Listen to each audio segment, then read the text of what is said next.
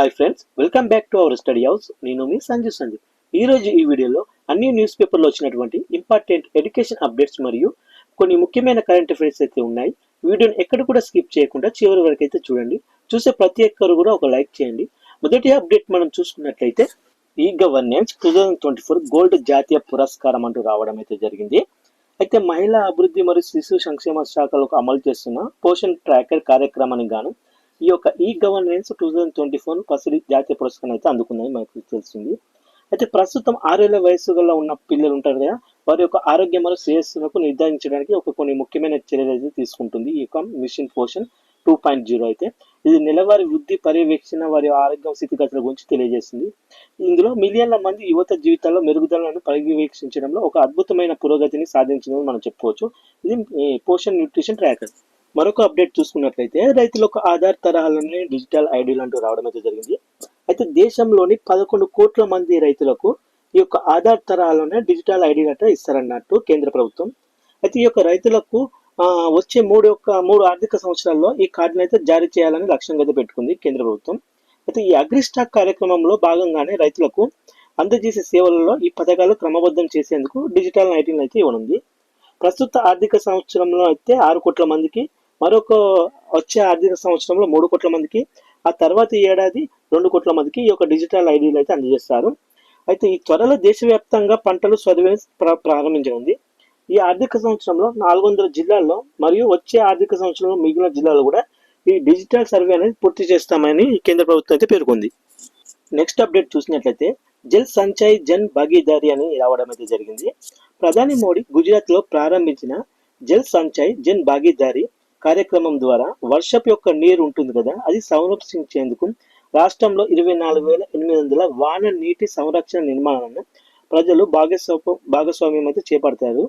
మరియు వర్ష జల సంరక్షణ మెరుగుదలతో పాటు దీర్ఘకాలిక జల సుస్థిరతకు భరోసాను ఇవ్వడంలో ఈ యొక్క సంరక్షణ నిర్మాణం కీలక పాత్ర పోషిస్తాయని మోడీ అయితే తెలిపారు. భవిష్యత్తులో భూగర్భ జలాలు సంరక్షించాలన్న ఉద్దేశంతో ఈ యొక్క కార్యక్రమాన్ని చేపట్టామని నరేంద్ర మోడీ అయితే తెలిపారు. నెక్స్ట్ అప్డేట్ చూసినట్లయితే పర్యావరణ హిత జీవన శైలి కోసం ఐడియాస్ ఫర్ లైఫ్ అంటూ రావడం అయితే జరిగింది. అయితే ఈ పర్యావరణ అనుకూల జీవన శైలికి సంబంధించిన ప్రవర్తన మార్పులను ప్రేరేపించే ఉత్పత్తులు కానీ సేవలకు సంబంధించి ఆలోచనలు ఆహ్వానించడానికి అయితే ఈ యొక్క ఐడియాస్ ఫర్ లైఫ్ అనే పోర్టల్ని అయితే ప్రారంభించారు. అంతర్జాతీయ కార్యక్రమమైన మిషన్ లైఫ్ కు దోహదపడేలా విద్యార్థులు మరియు ఉపాధ్యాయులు పరిశోధకులు సృజనాత్మక ఆలోచనతో ప్రోత్సహించడం మరియు ప్రేరేపించడం దీని యొక్క లక్ష్యం అని తెలిపారు. అటులనే మిషన్ లైఫ్ అమలులో యూనిసెఫ్ క్రియాశీల భాగస్వామిగా ఉంది.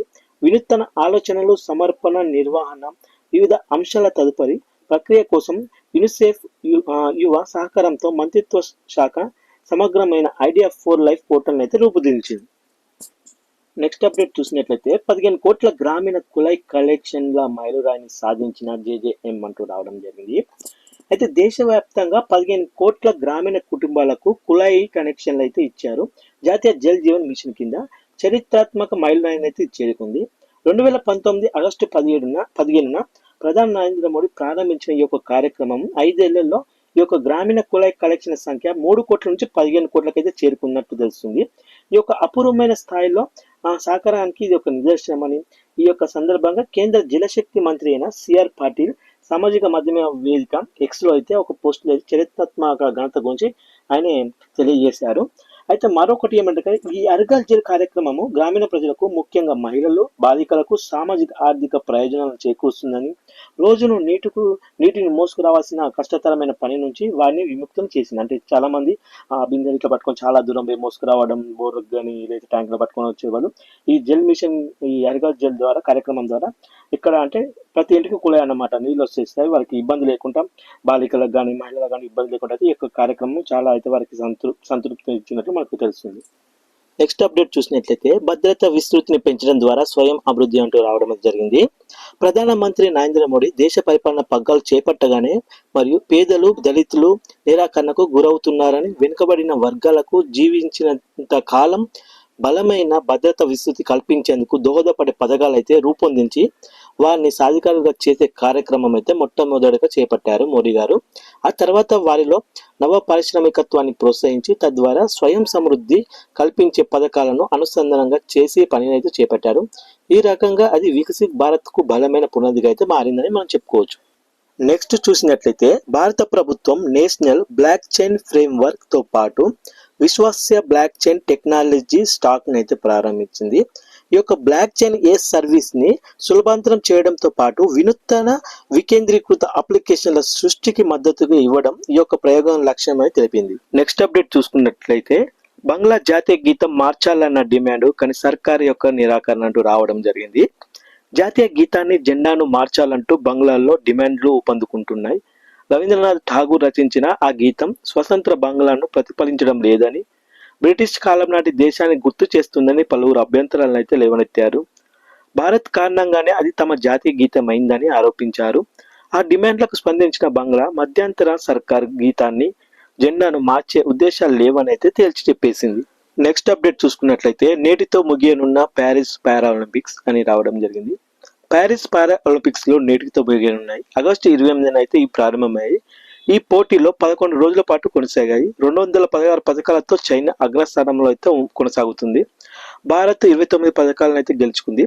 ఇది 16వ స్థానంలో అయితే ఉన్నది భారత్. మొత్తం 4463 మంది అథ్లెట్స్ పాల్గొన్నారు. ఈ 22 క్రీడల్లో 549 విభాగాల్లో పోటీలు జరిగాయి. ఇండియా నుంచి అయితే 84 మంది అథ్లెటిక్స్ పారా ఒలింపిక్స్ లో అయితే పాల్గొన్నారు. ఇందులో మనకు 25 పథకాలు సాధించాలనే లక్ష్యాన్ని మన దేశం అయితే నెరవేర్చుకుంది 29 పథకాలను సాధించి. మరొక అప్డేట్ చూసుకున్నట్లయితే దీప్తికి రూపాయి కోటి నజరానా అంటూ రావడం అయితే జరిగింది. పారా ఒలింపిక్స్ లో కాంస్య పథకం సాధించిన మన తెలంగాణ యువ అథ్లెటిక్స్ దీపి జీవాంజీని సీఎం రేవంత్ రెడ్డి అయితే అభినందించారు. ప్రభుత్వ ఉద్యోగంతో పాటు నగదు బహుమతిని కూడా నజరానాగా అందించనున్నట్లయితే ప్రకటించారు. అలాగే ఆమె కోచ్ కూడా 10 లక్షలు ఇస్తానని అయితే తెలియజేశారు. అలాగే ఇటీవల ముగిసిన పారా ఒలింపిక్స్ లో అథ్లెట్స్ దీప్తి జీవాంజీ 400 మీటర్ల T20 రేస్ లో అయితే కాంస్య పథకం సాధించి సత్తా అయితే చాటారు. దీంతో ఆమెకు ప్రత్యేకంగా తన కార్యాలయానికి సీఎం రేవంత్ రెడ్డి ఆహ్వానించి అభినందించారు. ఆమెకు గ్రూప్ 2 ఉద్యోగం ఇస్తానని, మరొకటి ₹1 కోటి నగదు బహుమతితో పాటు వరంగల్ 500 గజాల స్థలం కూడా ఇవ్వనున్నట్టు ప్రకటించారు. అలాగే పారాలింపిక్స్ లో పాల్గొనే వారికి మెరుగైన కోచింగ్, ఇతర ప్రోత్సాహం అందించేందుకు ప్రభుత్వం ఎప్పుడు సన్నద్ధంగా ఉంటుందని కూడా తెలియజేశారు. ప్రభుత్వం ఖచ్చితంగా వారిని ఆటగాళ్ళని గౌరవిస్తుందని, వారికి విజయాన్ని సాధించేందుకు ప్రోత్సహిస్తామని కూడా సీఎం రేవంత్ రెడ్డి అయితే తెలిపారు. నెక్స్ట్ అప్డేట్ చూసినట్లయితే లోకల్ ఎన్నికల కంటే ముందే బీసీ కులగణన అంటూ రావడం అయితే జరిగింది.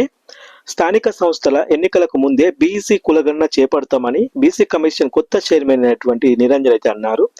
శనివారం ఓ న్యూస్ ఛానల్ తో ఆయన మాట్లాడుతూ జనాభాలో మెజార్టీ ఉన్న బీసీలు తమ వాటా కావాలని కోరుతున్నారని చెప్పారు. దేశవ్యాప్తంగా కులగణన చేపట్టాలని రాహుల్ గాంధీ డిమాండ్ సైతం చేస్తున్నారని, రాష్ట్రంలో కులగణన విషయంలో సీఎం రేవంత్ రెడ్డి చిత్తశుద్ధితో పనిచేస్తున్నట్లు తెలిపారు. నెక్స్ట్ అప్డేట్ చూసుకున్నట్లయితే తెలంగాణలో అయితే భారీగా అయితే బదిలీలు జరుగుతున్నాయి. మళ్ళీ హైదరాబాద్ సిపిగా సివి ఆనంద్ అంటూ రావడం అయితే జరిగింది. విజిలెన్స్ అండ్ ఎన్ఫోర్స్మెంట్ డీజీగా అయితే కొత్తకోట శ్రీనివాస్ రెడ్డిని అయితే బదిలీ చేశారు.